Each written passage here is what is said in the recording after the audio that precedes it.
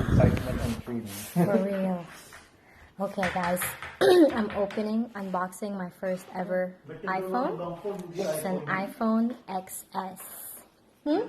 Yeah, I have a Samsung phone. So yeah, I've always been an Android user since I was able to use phones. I'm opening it. It's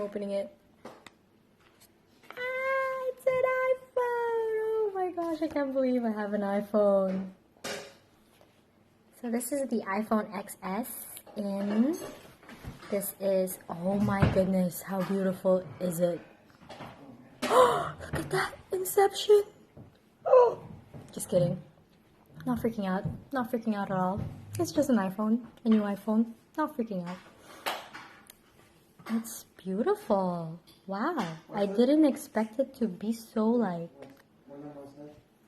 I don't know. It fits perfectly on my hand.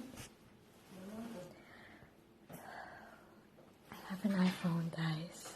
Can't believe it. Okay.